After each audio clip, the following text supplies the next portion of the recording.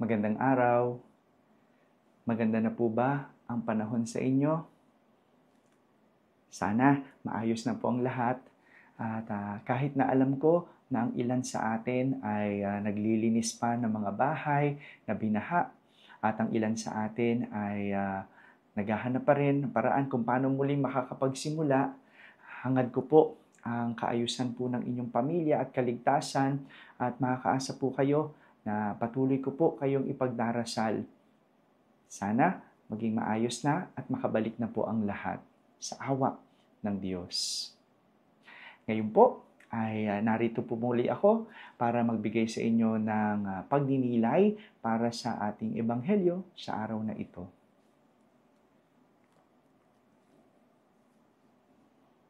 Our Gospel is according to Saint Matthew. Jesus said to his disciples, "Hear the parable of the sower. The seed sown on the path is the one who hears the word of the kingdom without understanding it. And the evil one comes and steals away what was sown in his heart. The seed sown on rocky ground is the one who hears the word and receives it at once with joy. But he has no root and lasts only for a time. When some tribulation or persecution comes because of the word, he immediately falls away. The seed sown among thorns is the one who hears the word, but then worldly anxiety and the lure of riches choke the word, and it bears no fruit.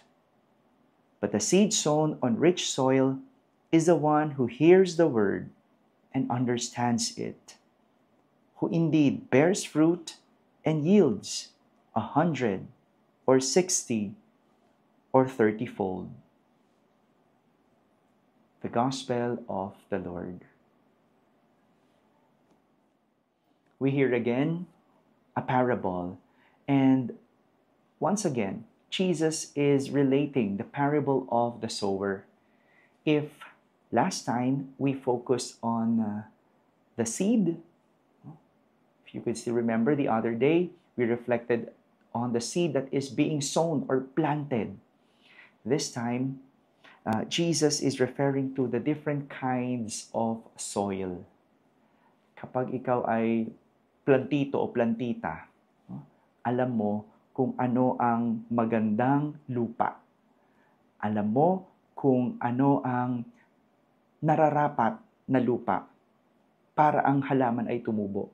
Ganyan din yung ating mga magsasaka. Kilala at alam nila kung saan nila dapat itanim ang isang binhi. And Jesus gave different kinds of soil that we heard from our gospel today.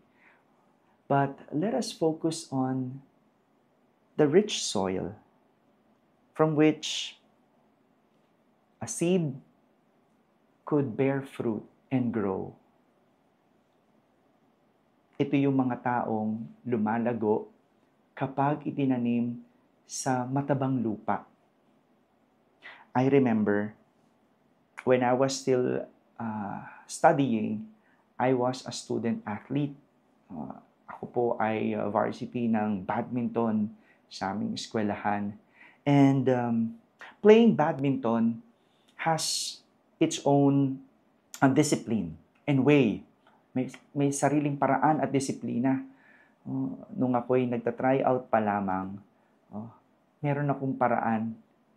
Malayo sa kung ano yung dapat na paraan. Takbo ko ng takbo sa court. No? And I would use my arms para pumalo ng raketa.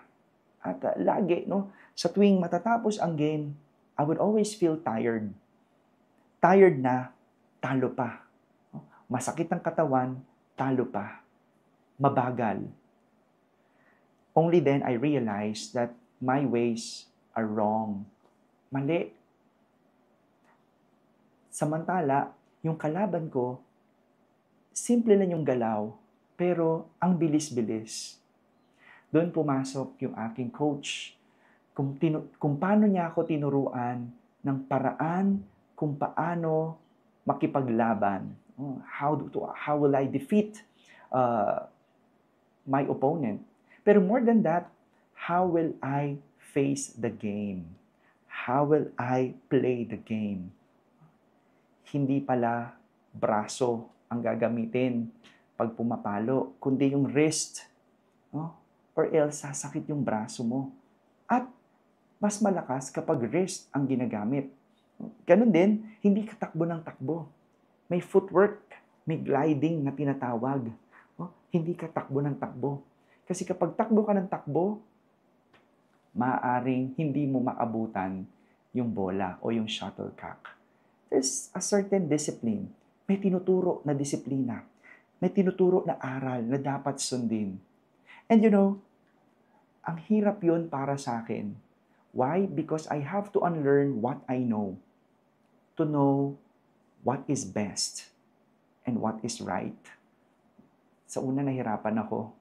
Pero noong natutunan ko, noong inabsorb ko, isinabuhay ko, ginawa ko ang disiplina, in the end, nanalo ako sa laban. And I guess this is also the same with our lives. Kapag tayo ay may mga laban sa buhay, hindi po ba? May mga paraan tayo kung paano harapin ito. Hindi ba? May mga naiisip tayo, may mga ginagawa tayo na ating nakasanayan para harapin ang mga problema at pagsubok. Kaya ngayong iba, sinasabi, kapag nagigipit, kumakapit sa patalim. Pero come to think of it, come to think of the analogy. Yung patalim, pag kinapitan mo ng mahigpit, ano mangyayari? Nakakasugat. At sa huli, nakakamatay. Yun ang mali. Yun ang maling paraan natin. Kumapit sa patalim kapag may problema. Sa halip, kumapit sa Diyos. Kumapit sa mga pangaral ng Diyos. Kumapit sa tinuturo ng Diyos. Dahil kapag ang Diyos ang kinapitan mo, kahit gaano kahigpit ang iyong kapit, patuloy kang mabubuhay. At sa huli, matututo ka sa buhay. Kaya nga, may kasabihan tayo na merong matatanda na walang kinatandaan. Ano ibig sabihin nun? Yung mga hindi natuto. Nagkaedad lang pero hindi nagtanda. Bakit?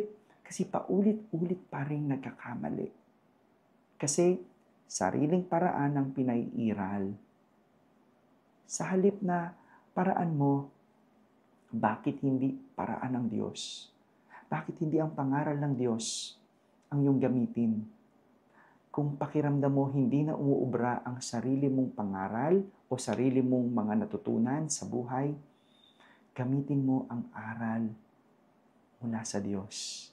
Dahil sa Diyos, hindi ka lang magiging matalino sa buhay, kundi ikaw ay magiging marunong sa buhay. Nais ko namang marinig ang iyong kwento tungkol sa karunungan at katalinuhan na iyong naranasan sa buhay.